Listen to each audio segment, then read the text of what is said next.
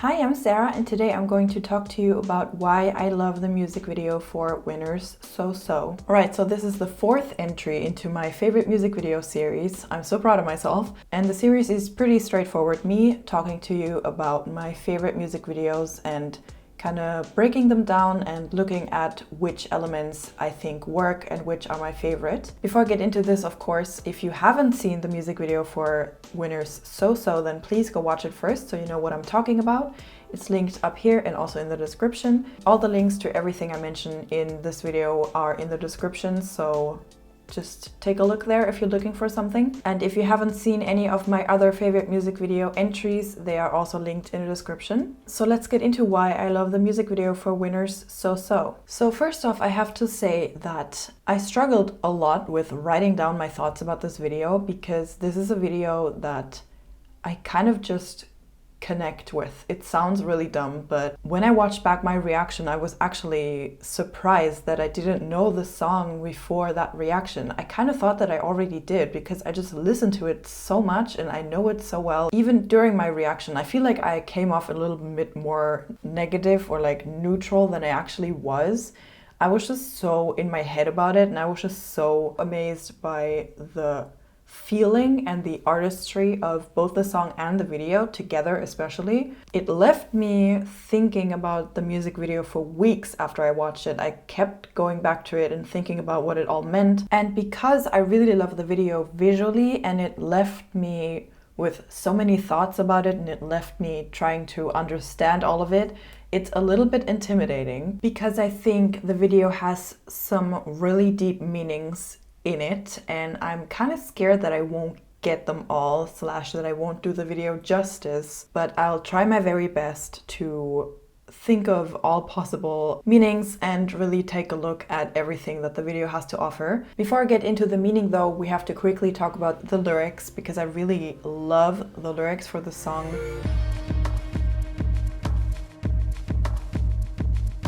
The lyrics for the song, as far as I understand them, are kind of talking about a bad relationship that ended and them saying, well, I don't know what you want me to do. I'm not I'm not gonna sit here and cry. I'm just feeling so-so. I'm just feeling like whatever about the situation. They are very relatable. I have gone through the same thing, if not still going through it, I don't know. But my favorite section of the song is definitely, do I have to laugh to seem okay? Do I have to cry to be sad? I'm just all right. So what?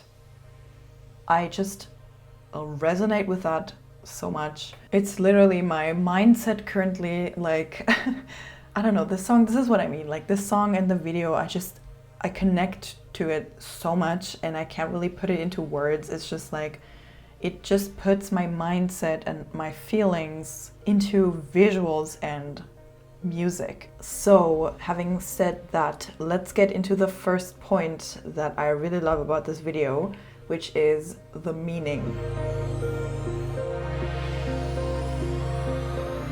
Okay, so me saying the meaning, obviously there's not one meaning of this video. I don't think anyone ever even said straight up what the video means. The video seems to be really abstract, or at least to me it comes off as really abstract. I don't really see a really clear storyline or any like explicit words or anything that's really explicit. Everything that I say in this category is obviously my speculation and my interpretation. But that's also the beauty of videos that are as abstract as this video is, because there are tons of ways to interpret it, and even if there's one intended meaning that the filmmakers had while making the video, you can still interpret it yourself and add even another layer of meaning or a whole new perspective on the video. So the first time that I watched the video, my first idea was that every member represented a different type of toxic relationship. So for example, Yoon would represent someone in a relationship being controlled because he's captured by these spikes and he's hung up on the ceiling in something that looks like a straitjacket. So he literally has no control over his own well-being. Then for Mino, I thought that maybe his story was representing someone shutting themselves out or being emotionally unavailable because he seems to be really disconnected from his surroundings. Then for Huni, I thought maybe he was representing neglect and lashing out to get attention from someone, because everyone in his scenes has blindfolds on and he seems to be kind of left out, and then he starts destroying things. I wasn't really sure about Jinu because we don't really see a lot of Jinu's storyline or like scenes. At first I was thinking it was guilt because he keeps having scenes where he's looking at things or places and he looks kind of shocked or like really sad. So it made me think that he's guilty of something. But especially the concentration on his eye made me think that he's seeing someone being mistreated, but he's not speaking up about the situation, which could again kind of translate into feeling guilty about that. But then also I thought of maybe he's representing someone being very unstable, because when he's with the broken down car, in one shot he's wearing black and then in the next one he's wearing white.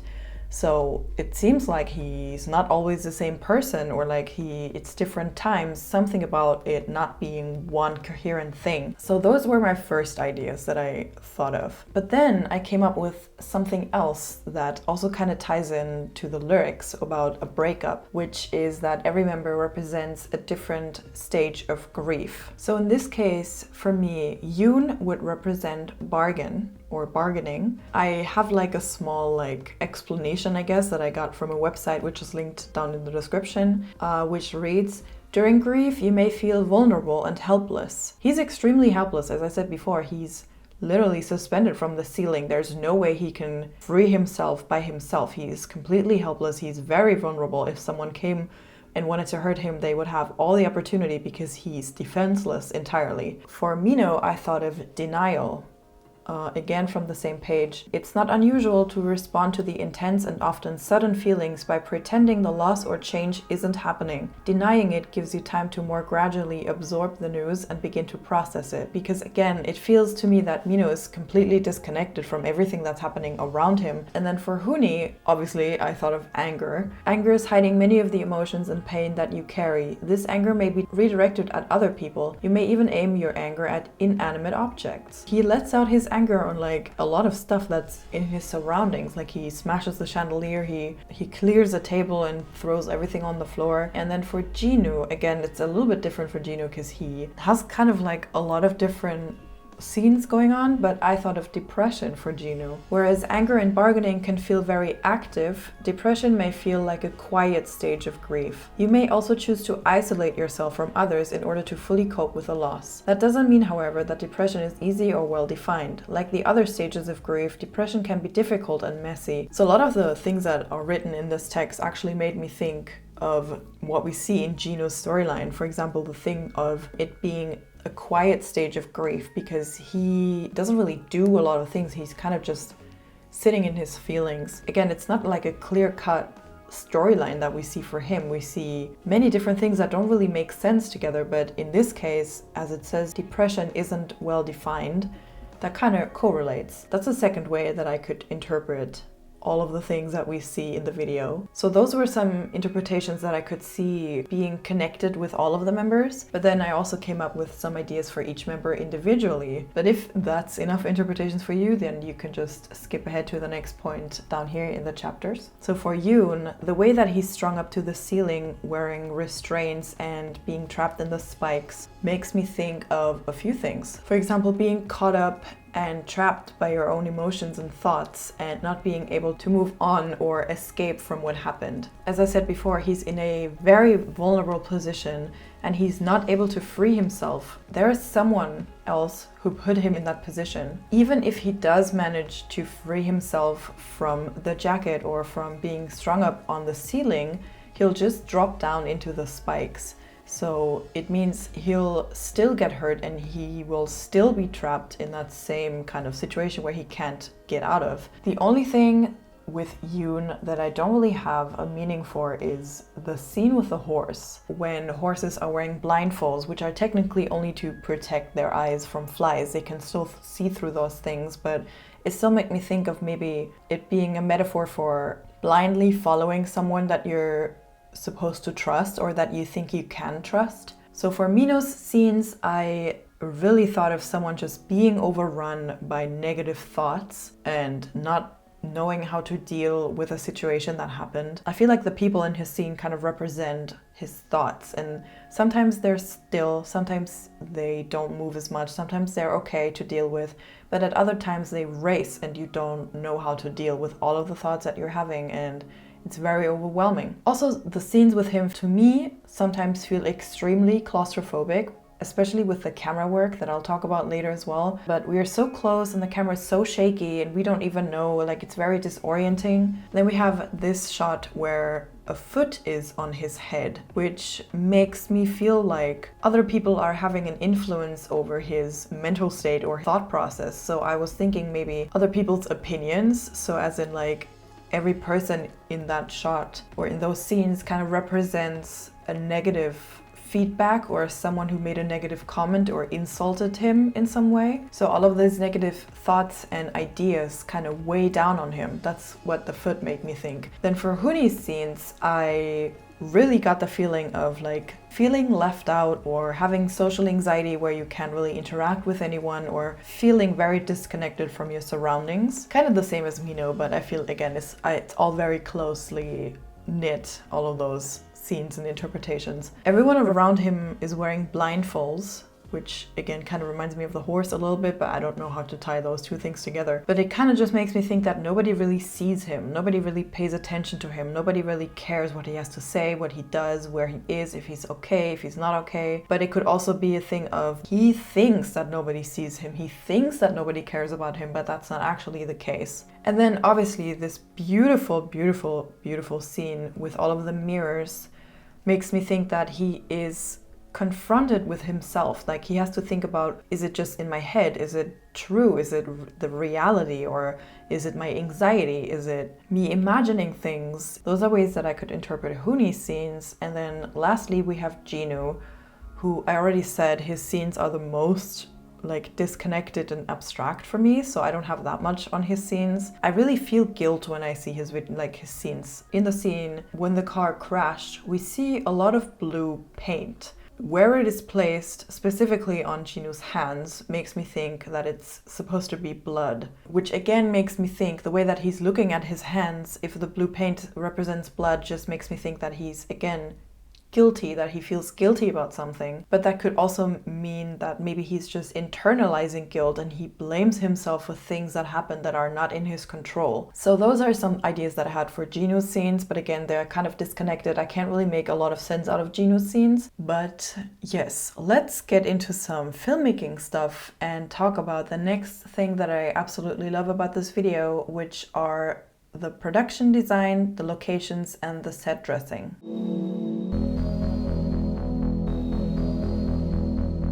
The locations that they chose for this video really add a lot to the overall aesthetic and this feeling of art that I get from the entire thing. It feels like they were very carefully chosen. For example, the desert is vast and empty, and for me, when I think of the desert, I always feel and relate it to loneliness, which makes sense for this video, the subject matter, all of the things, and even relates to some of the interpretations that I said earlier. And again, I'm gonna kind of look at these things and maybe look for some meaning in them. For example, Yoon's dome that he's in. I'm gonna call it a dome. I'm not sure if it is a dome. It seems like the location that he's in is taunting him with a huge amount of space that there is that he can't access. And then of course also the roof kind of reminds me of a cage, or like a bird cage, or even a prison, especially with his orange overall. And then in this shot, the way that it's framed, it also kind of reminds me of a target. This location is just really perfect for visualizing the feeling and the thought of being trapped and being targeted and being very helpless and vulnerable in a situation and in a place. The space that Mino is in might be the only set that we have in this video. It feels very claustrophobic and uncomfortable. It feels uninviting and very run down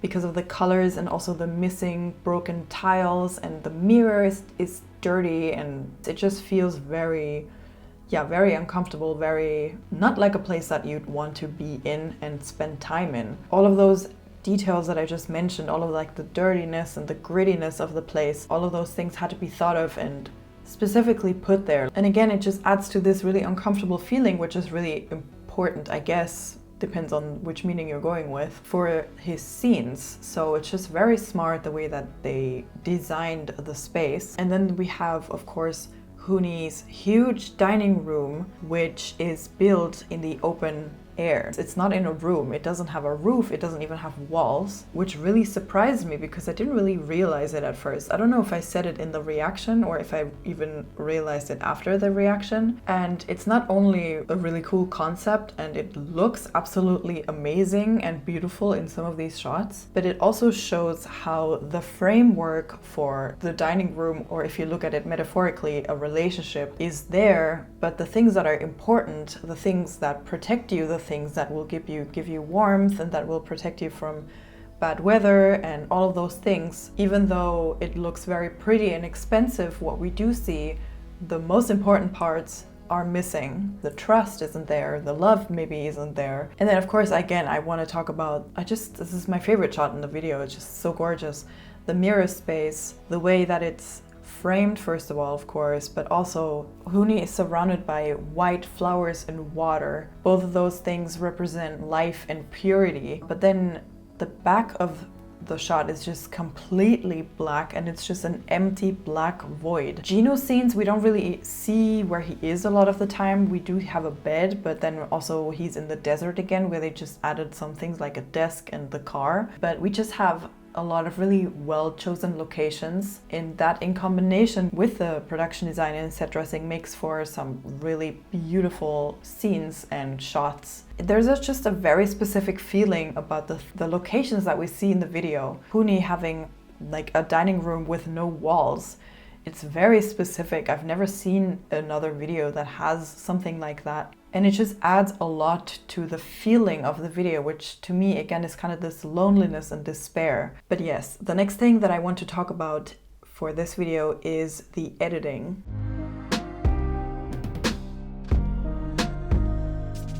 The editing is amazing in this video. It flows incredibly well with the music. They both build up tension simultaneously and know when to slow down and kind of leave us hanging on one shot for a long time. And especially those build-ups before the chorus, I love them a lot. And at the end of the bridge as well. They're very clever, even though it's always the same technique, I guess, which is kind of like quick cutting, like matching the music. All three times, it doesn't feel repetitive. That's because in the first build-up, I guess, they use colors and effects to kind of differentiate everything a little bit. The second time, they use many objects in the frame and a lot of fast action to change up what we see. And then the third time we do the build-up, it's very streamlined. All of the shots have seemingly the same length, probably not really, but they feel the same length. Plus, we add a lot of unused shots and scenes that we haven't seen before. So that alone obviously changes up the visuals a lot for us. Another thing that I really like about the editing is the aspect ratio. I talk about this sometimes in some videos, but I'm gonna put a graphic up what the aspect ratio is because I can't really explain it. But in this video, in some scenes, we have the two bars on the top and the bottom, and then in some scenes we don't. The aspect ratio kind of comes in when the music and the editing builds up as well. Like we get closer and closer to the center of the image, which makes me personally feel claustrophobic again, and it makes me feel like I'm getting trapped in a space. We have very, very little choreography. I mean, I wouldn't even call it choreography. We have like a move in this video, but for that move, the match cuts are really great. They match very well, they feel very smooth, so I just wanted to point that out. Okay, the next thing that I want to talk about that I just touched on a little bit is the choreography.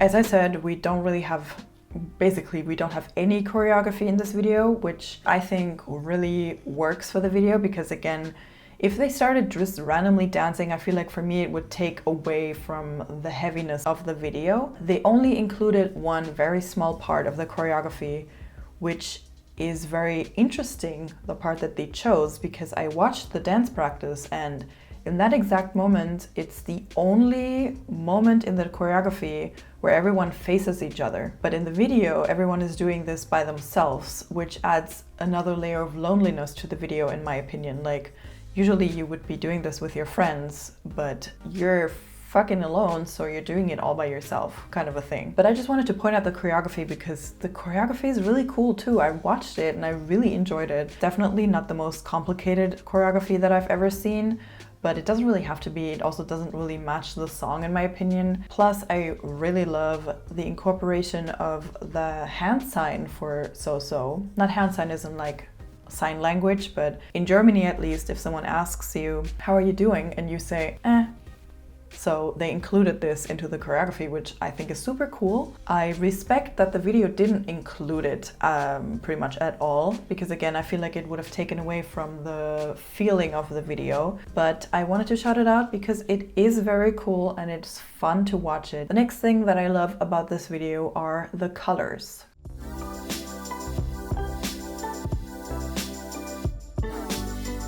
For this video, I can't really settle on like a specific color scheme. I feel like we probably have all of the colors somewhere, but I really like the color combinations and the choices of color that they made in some of these shots and some of these scenes. Something that I noticed though is that the bridge, if you watch through the bridge and pause, it seems that some of the footage, if not all of it, seems to be without any color correction, or at least the color correction is different from the rest of the video. I don't know what that means. I don't think it's an accident because I don't think they would not notice that there's color correction missing. So I'm pretty sure that's intentional. I just don't really know what it means. Then the next thing that I want to quickly mention is the camera work.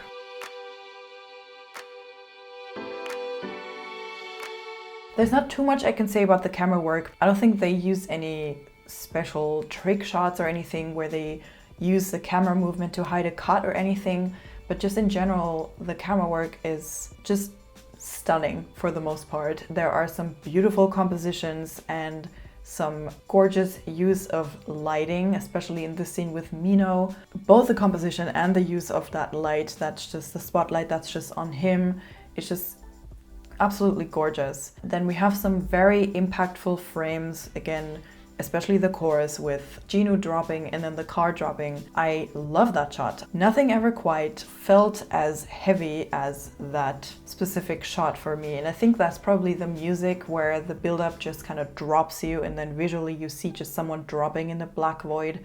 It's just stunning and it's, for me, feels very intense. But there are more shots like that throughout the video that leave me with a strong feeling that I can't really express very well. And then there are also, the filmmakers are very smart with their use of handheld footage versus tripod or Steadicam footage. As I pointed out earlier, the scene with Mino where he's kind of trying to make his way through all of the people, this is shot handheld, so there's nothing that kind of steadies up the frame to make it less shaky. It's purposely extremely shaky, so we feel very disoriented. I don't know this word, disoriented? Panicked a little bit and all of that, versus, for example, this shot with Huni, where the camera, I think, maybe zooms out a little bit, but it's very steady. There's no movement at all. So we can just take in, first of all, the beautiful framing and cinematography again, but also because it's kind of a moment of reflection and like looking at yourself without judgment, maybe, I guess. And we have that all throughout the video. Again, just very smart choices with when to have a shaky shot and when to be very still with the camera. And then, of course, the last thing that I want to mention, as I always do, is the music.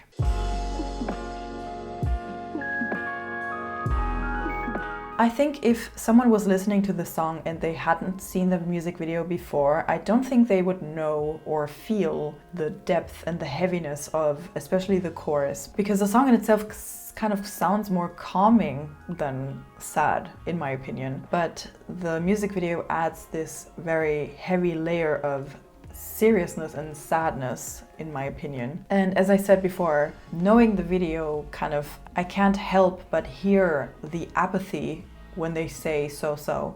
I can't help but hear that kind of thought of, I just don't care. Like, I can't care anymore. I instantly fell in love when I heard the song and watched the video. And I hope that you did too when you first watched it. I would love to know if I changed your mind or if I kind of just like confirmed what you already thought. But yes, those were the reasons why Winner's SOSO is one of my favorite music videos.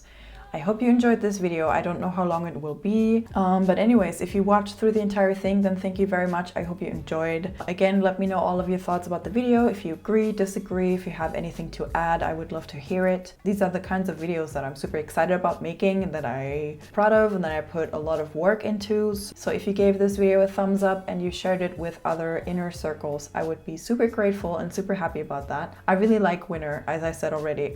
Winner I haven't even listened to that many of their songs yet, but I just really resonate with a lot of their title tracks and I really love their vibe. And as always, a huge thank you goes to all of my patrons, especially Isabel Pineapple Senpai, Heiho Jeho, Adorisi, Felipo, Anis, Doug, and Fabian for supporting me. Thank you so very much for watching.